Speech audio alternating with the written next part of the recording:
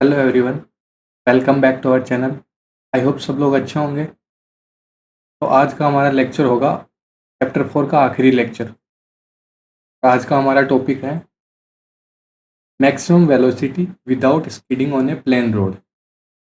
इस टॉपिक के अंदर हम क्या पढ़ेंगे, इसमें हम देखते हैं कि जब हम हाईवे पे चलते हैं तो जब हम टर्न लेते हैं हाईवे पे तो क्या होता है, हम एक लिमिटेड स्पीड में ही टर्न ले लेते हैं। ओके, अगर उससे ज़्यादा स्पीड में हम टर्न लेंगे तो क्या करेंगे, हम टर्न नहीं ले पाएंगे। हमारी जो व्हीकल है वो सीधी चली जाएगी, हमारी जो व्हीकल है वो सीधी चली जाएगी, हम टर्न कंप्लीट नहीं कर पाएंगे। तो आज हमें निकालना है कि मैक्सिमम किस स्पीड से हम, किस वेलोसिटी से हम टर्न लें ताकि हम सेफ रहें। ओके, तो अगर हम स्टार्टिंग में देखें, अगर हमारी स्पीड बहुत कम होगी तो हम आसानी से टर्न ले पाते हैं। जैसे जैसे स्पीड इंक्रीज होती है टर्न लेना उतना ही ज़्यादा मुश्किल होता जाता है। ऐसा क्यों? क्योंकि हमें पता है कि सर्कुलर मोशन में जब हम टर्न लेते हैं तो एक प्रकार का हम सर्कुलर मोशन करते हैं। सर्कुलर मोशन में जो एक्सेलरेशन है वो v²/r होता है। ये हमने पहले पहले हम ये पढ़ चुके हैं। तो यहाँ पे एक्सेलरेशन है वो v²/r होती है। तो यहाँ से हम सेंट्रीपिटल जो फोर्स लगता है, जो हमारी व्हीकल के ऊपर जो सेंट्रीपिटल फोर्स लगता है, एफ सेंट्रीपिटल, कितना हो जाएगा, मास इंटू एक्सेलरेशन। और एक्सेलरेशन यहाँ पे कितना है, v²/r, वो हो जाएगा mv²/r। तो ये हो जाएगा हमारा सेंट्रीपिटल फोर्स। ओके, जैसे ही हम यहाँ पे टर्न लेते हैं तो क्या होता है कि जो हमारी जो व्हीकल है वो बाहर की तरफ सीधी जाने की कोशिश करती है, लेकिन जो फ्रिक्शनल फोर्स होता है उसकी वजह से हमें टर्न फ्रिक्शनल फोर्स हमें हेल्प करता है टर्न लेने में। तो जैसे ही हम टर्न लेते हैं तो व्हीकल क्या करेगी, बाहर जाने की कोशिश करेगी, और फ्रिक्शनल फोर्स क्या करेंगे, फ्रिक्शनल फोर्स क्या करेगा, उस व्हीकल को अंदर रखने की कोशिश करेगा। जैसे ही टायर क्या करेगा, बाहर की तरफ स्किड करने की कोशिश करेगा तो फ्रिक्शनल फोर्स एक्ट होगा, तो उसको उसको अंदर की तरफ वो एक फ्रिक्शनल फोर्स देगा। ओके, तो ये वाला जो फ्रिक्शनल फोर्स है ये हमें हेल्प करता है टर्न लेने में, फ्रिक्शनल फोर्स।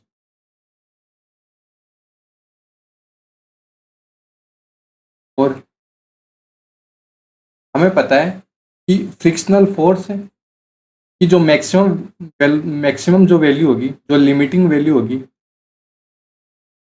लिमिटिंग वैल्यू होगी वो कितनी होगी, वो होगी mu S into N. Okay, इससे ज़्यादा फ्रिक्शनल फोर्स यहाँ पे एक्ट नहीं हो सकता, कहीं पे भी इससे ज़्यादा फ्रिक्शनल फोर्स एक्ट नहीं हो सकता। ओके, तो हमारी वेलोसिटी जब बहुत ज़्यादा एक्सीड कर जाएगी तो ये सेंट्रीपिटल फोर्स क्या करेगा, फ्रिक्शनल फोर्स को एक्सीड कर जाएगा, जिसकी वजह से हमारी जो व्हीकल होती है वो स्किड कर जाती है। अगर हमारा जो सेंट्रीपिटल फोर्स है वो फ्रिक्शनल फोर्स से कम रहेगा तो हमारी जो व्हीकल है वो स्किड नहीं करेगी। तो यही एक कंडीशन है यहाँ पे क्या होना चाहिए, एफ जो सेंट्रीपिटल है, जो सेंट्रीपिटल फोर्स है वो क्या होना चाहिए, लेस देन इक्वल्स टू किसके इक्वल होना चाहिए, फ्रिक्शनल फोर्स के इक्वल, या फिर फ्रिक्शनल फोर्स से कम होना चाहिए। ये कंडीशन होनी चाहिए, अदरवाइज क्या करेगी, व्हीकल जो है वो स्किड कर जाएगी। ओके, तो यहाँ से हम देखते हैं सेंट्रीपिटल फोर्स को हमने क्या लिखा है, सेंट्रीपिटल फोर्स होता है हमारा mv²/r, और जो फ्रिक्शनल फोर्स होगा वो मैक्सिमम फ्रिक्शनल फोर्स, जो लिमिटिंग फ्रिक्शनल फोर्स हो सकता है, मैक्सिमम वैल्यू जो हो सकती है वो होगी म्यू एस इंटू एन। और यहाँ से हमें पता है जो नॉर्मल रिएक्शन है वो किसके इक्वल होगी, एम जी की इक्वल होगी। एम हो गया मास ऑफ द व्हीकल और G acceleration due to gravity. ये हमारा आ जाएगा mu S into M into, okay, इसको भी हम कैपिटल एम बोल देंगे। ओके, तो एम हो गया mass of vehicle, G acceleration due to gravity, और यहाँ से फ्रिक्शनल फोर्स, तो limiting value of frictional force की वो आ जाएगी mu S into M G.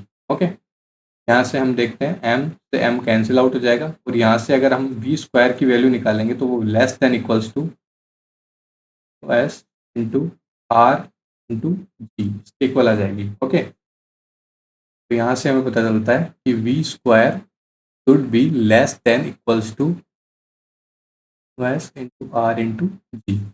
Okay, तो यहाँ से अगर v की वैल्यू निकालेंगे, हम वेलोसिटी की वैल्यू निकालेंगे, तो वेलोसिटी की वैल्यू आएगी under root mu S into R into G. Okay, less than और इक्वल्स टू, लेस देन और इक्वल्स टू मीन्स यहाँ से हमें क्या पता चलता है कि v की मैक्सिमम वैल्यू कितनी हो सकती है। v की मैक्सिमम वैल्यू इसके इक्वल हो सकती है।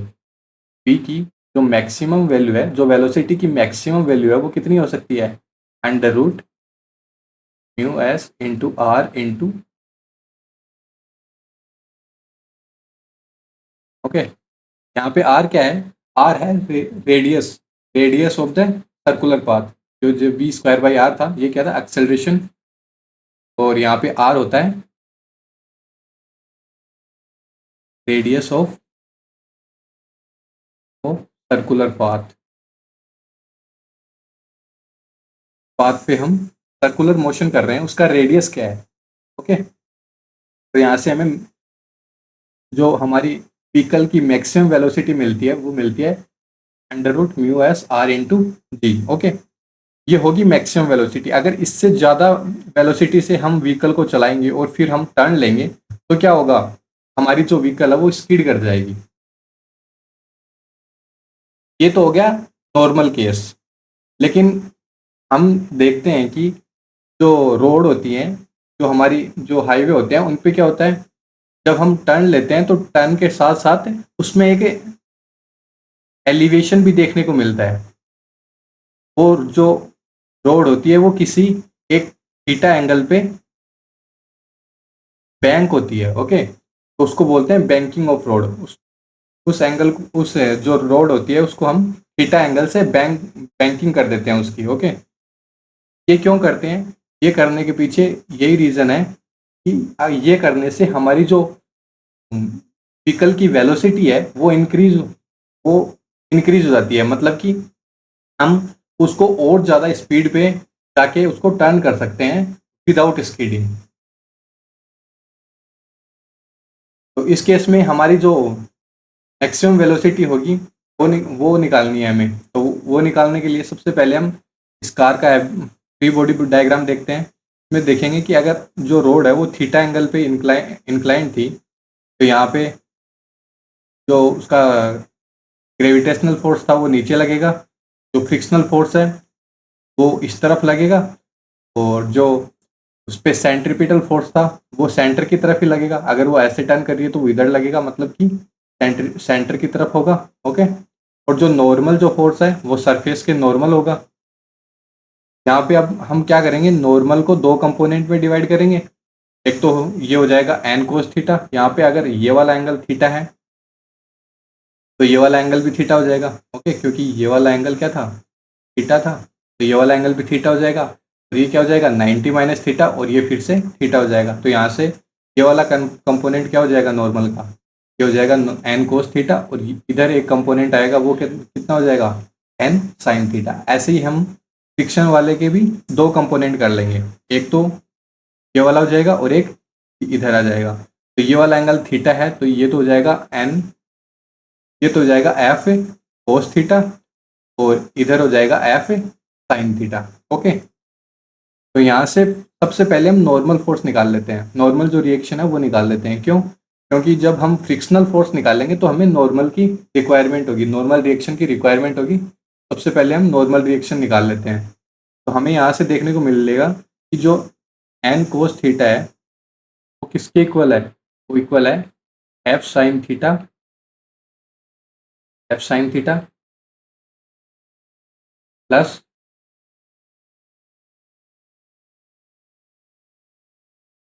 एम जी के इक्वल है। ओके, ये F sine theta plus M G के इक्वल है। और हमें पता है एफ की वैल्यू क्या होगी, तो फ्रिक्शनल एफ यहाँ पे क्या है, फ्रिक्शनल फोर्स है, उसकी वैल्यू क्या होगी, की वैल्यू होगी म्यू एस इंटू एन। तो यहाँ पे हम वैल्यू पुट करेंगे mu S into N sine theta plus M G. और एन क्या है यहाँ पे, वो तो हमें निकालना ही है, थीटा। तो एन वाले टर्म को हम एक तरफ रख लेंगे, इस वाले टर्म को हम इधर लेके आएंगे और एन कॉमन लेंगे, तो ये हो जाएगा N cos theta minus mu sine theta. Okay, और इधर बचेगा हमारा एम इंटू जी। यहाँ से हमारा नॉर्मल जो फोर्स है वो निकलेगा, नॉर्मल रिएक्शन हमारी होगी mg on cos theta minus mu sine theta. Okay, ये हमारी नॉर्मल रिएक्शन होगी, इसको हम आगे यूज़ करेंगे। अब यहाँ पे हमें क्या देखने को मिलेगा कि जो सेंट्रीपिटल फोर्स है वो कितना हो जाएगा। यहाँ पे सेंट्रीपिटल फोर्स सेंटर की तरफ इधर ये वाला फोर्स होगा, ये कितना हो जाएगा F cos theta plus N sine theta. Okay,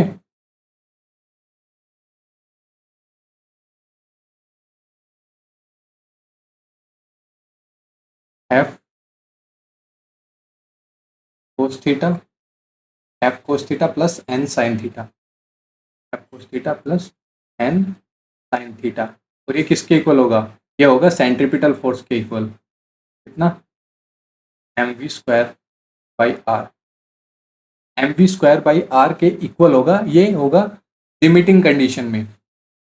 otherwise हम इसको बोल सकते हैं कि M V square by R should be less than equals to F cos theta plus N sine theta.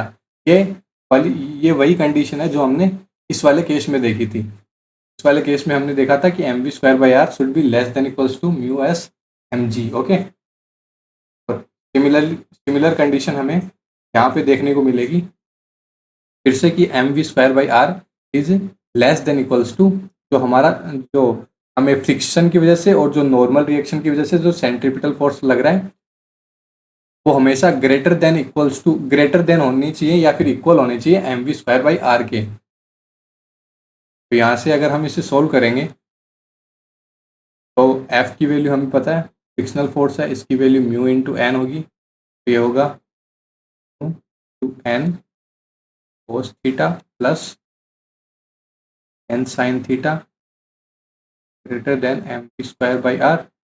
यहाँ पे एन कॉमन ले लेंगे, एन कॉमन लेंगे तो ये बचेगा N cos theta plus sine theta greater than equals to M V square by are.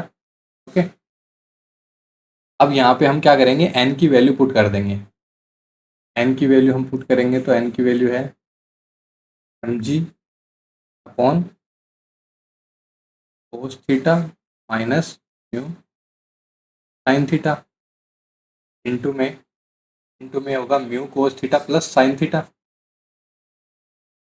Mu cos theta plus sine theta, और ये ग्रेटर देन इक्वल्स टू है M V square by R के।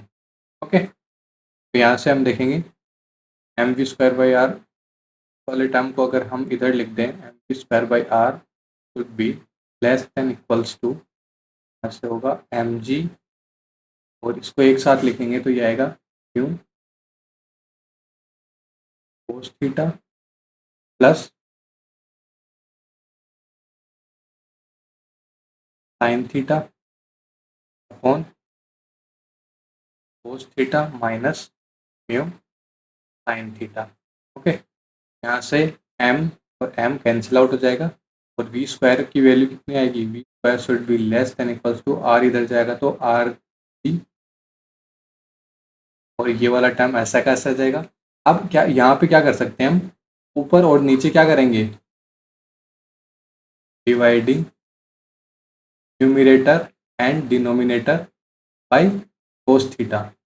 Cos theta से हम क्या कर देंगे, numerator और डिनोमिनेटर में डिवाइड कर देंगे, तो डिवाइड करेंगे तो कोस थीटा से कोस थीटा कैंसिल हो जाएगा, ये बचेगा mu plus sine theta upon cos theta हो जाएगा टेन थीटा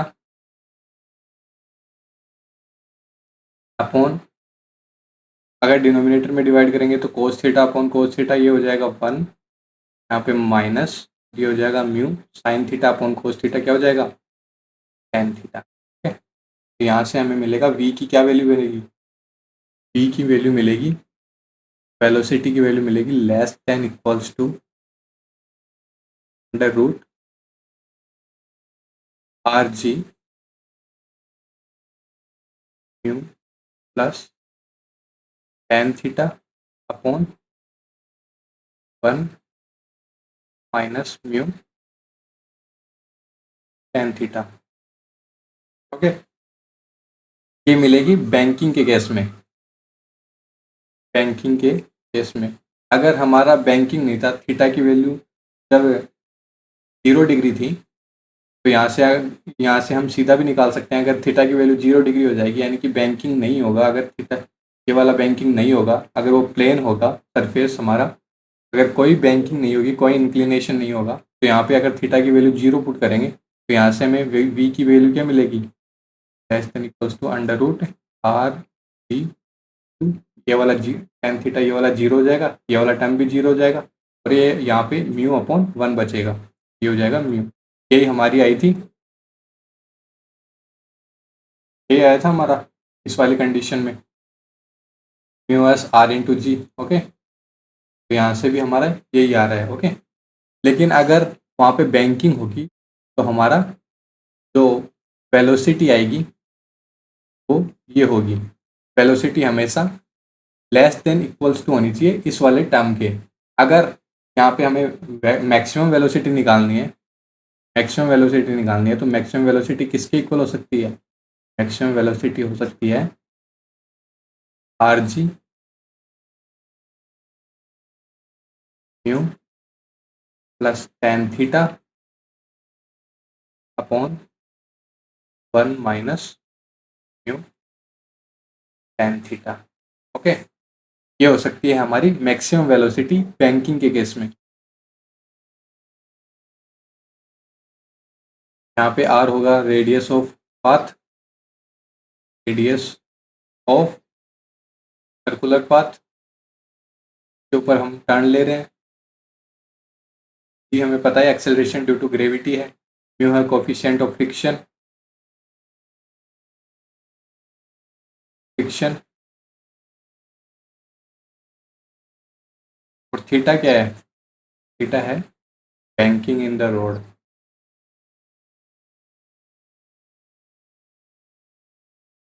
ओके, तो यहाँ से हम मैक्सिमम वेलोसिटी निकाल सकते हैं। अगर किस मैक्सिमम वेलोसिटी से हम व्हीकल को उस टर्न के ऊपर ट्रेवल कर सकते हैं ताकि वो स्किड ना करे। अगर इससे ज़्यादा वेलोसिटी से हम उसको व्हीकल को टर्न करेंगे, तो वो क्या करेगा, जो हमारा व्हीकल है वो स्किड कर जाएगा। ओके, तो इनके ऊपर कुछ क्वेश्चंस भी कर लेते हैं हम। हमारा पहला क्वेश्चन है, a cyclist speeding at 18 kilometre per hour on a level road. यहाँ पे कोई बैंकिंग नहीं है, तो थीटा की वैल्यू क्या है, यहाँ पे 0 डिग्री है, यानी कि ये पहला वाला केस है जिसमें कोई बैंकिंग नहीं थी। Level road takes a sharp circular turn of radius 3 metre. तो वो क्या करता है, एक साइकिलिस्ट है, वो चल रहा है, और वो उसको क्या करना पड़ता है, एक 3 मीटर रेडियस का एक टर्न लेना पड़ता है। रेडियस कितनी है यहाँ पे, रेडियस ऑफ टर्न है 3 मीटर, और साइकिलिस्ट की जो स्पीड है वो है 18 किलोमीटर पर आवर। अगर इसको मीटर में करेंगे तो ये आएगा 5 मीटर पर सेकेंड। मीटर में करने के लिए इसको क्या करेंगे, 5/18 से मल्टीप्लाई करेंगे। किलोमीटर पर आवर को मीटर पर सेकेंड में करने के लिए क्या करते हैं, 5/18 से मल्टीप्लाई करते हैं, फिर वो क्या होता है, मीटर पर सेकेंड में आ जाता है। तो यहाँ से की वेलोसिटी है वो 5 मीटर पर सेकेंड आ जाएगी। Coefficient of static friction between tyre and the road क्या है, यूएस की वैल्यू दे रखी है, वो कितनी है, 0.1। अब हमसे पूछा है कि वो साइकिलिस्ट है, वो स्लिप करेगा या नहीं करेगा। तो उसके लिए हम क्या करते हैं, हम मैक्सिमम वेलोसिटी निकाल लेते हैं कि मैक्सिमम किस वेलोसिटी से उसे टर्न करना चाहिए ताकि वो स्लिप ना करें। वो निकालने के लिए हमें पता है V maximum should be equals to under root R G into mu. यही था फॉर्मूला हमारा। तो यहाँ से हम निकालेंगे V maximum equals to under root R की वैल्यू 3, जी की वैल्यू हम 10 ले लेते हैं, और म्यू एस की वैल्यू 0.1 है। तो ये आएगा हमारा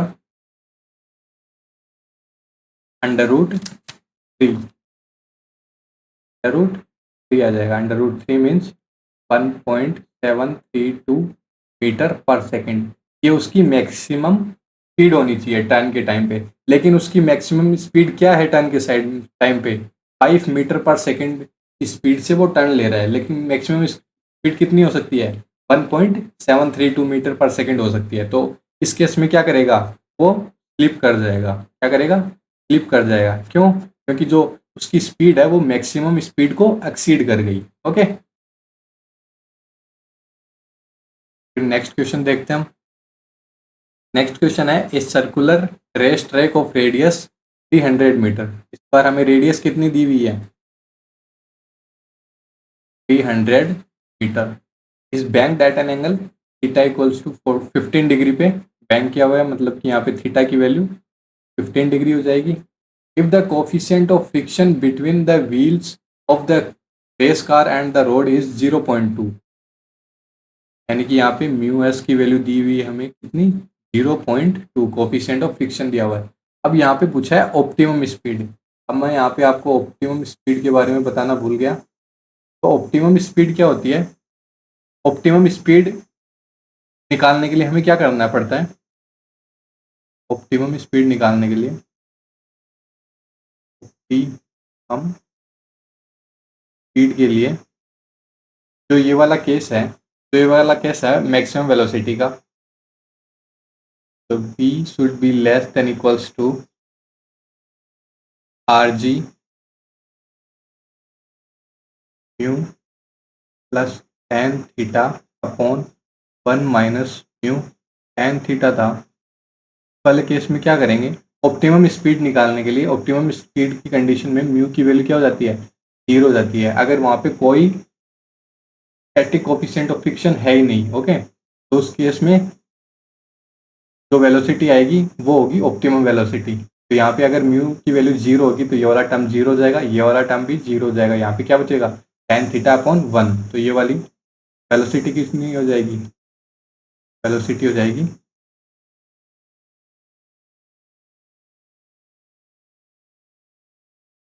under root R G into tan theta. ये हो जाएगी हमारी ऑप्टिमम स्पीड। और यहाँ पे मैक्सिमम ऑप्टिमम स्पीड कितनी हो जाएगी? मैक्सिमम ऑप्टिमम स्पीड हो जाएगी should be equals to the root are G tan theta. Okay, ये हो जाएगा ऑप्टिमम स्पीड का फॉर्मूला। तो यहाँ पे हमें पूछा है कि उसकी पहले वाले केस में हमें पूछा है कि ऑप्टिमम स्पीड क्या होगी कार की, to avoid wear and tear of the tyres. Wear और टीयर अवॉइड करने के लिए उसकी ऑप्टिमम स्पीड क्या होगी? वियर और टीयर किसकी वजह से होता है? ये फ्रिक्शन की वजह से होता है। तो हमने यहाँ पे म्यू को 0 ले लिया था स्टार्टिंग में ही। ऑप्टिमम स्पीड वाले केस में हमने क्या किया था? जो कोफिशिएंट ऑफ फ्रिक्शन था उसको 0 ले लिया था, मतलब कि कोई फ्रिक्शन ही नहीं है तो वियर और टीयर होगा ही नहीं। तो उस केस में हमारी ऑप्टिमम स्पीड है वो क्या हो जाएगी? V naught should be, maximum जो ऑप्टिमम स्पीड होगी वो होगी under root R G tan theta. अगर यहाँ पे वैल्यू पुट करेंगे हम आर जी और थीटा इक्वल टू 15 डिग्री, तो हमें यहाँ से मिलेगा वी नोट की जो ऑप्टिमम स्पीड है वो हमें मिलेगी 28.1 मीटर पर सेकेंड। ओके, ये होगी हमारी optimum speed of the vehicle. Okay, फिर दूसरे केस में पूछ रहा है कि maximum permissible speed to avoid slipping. ऐसी स्पीड क्या होगी मैक्सिमम स्पीड ताकि हमारी स्लीपिंग ना हो। तो उस केस के लिए हमें क्या करना है? केस बी, जो वहाँ पे मैक्सिमम बी मैक्सिमम का हमारा फॉर्मूला था under root R G mu plus tan theta upon 1 minus mu tan theta. तो यहाँ पे हम वैल्यूज पुट करेंगे मैक्सिमम वेलोसिटी निकालने के लिए, मैक्सिमम परमिसेबल वेलोसिटी निकालने के लिए। तो हमें पता है आर की वैल्यू क्या थी? 300। तो जी को हम ले लेते हैं 10 इंटू म्यू की वैल्यू है 0.2 plus 10 15 degree upon 1 minus 0.2 into 10 15 degree. जब इसको सोल्व करेंगे तो हमें जो मैक्सिमम परमिसेबल वेलोसिटी है वो मिलेगी 38.1 मीटर पर सेकेंड। ओके, तो आपको ऐसे कुछ क्वेश्चंस देखने को मिल सकते हैं एग्जाम में, और आपको डेरिवेशन भी देखने को मिल सकती है एग्जाम में। तो आपको ये डेरिवेशन भी अच्छे से करने हैं और इस पे बेस्ड कुछ क्वेश्चंस भी और प्रैक्टिस कर लें। ओके, तो मिलते हैं अगले लेक्चर में नए चैप्टर के साथ। तब तक के लिए थैंक यू।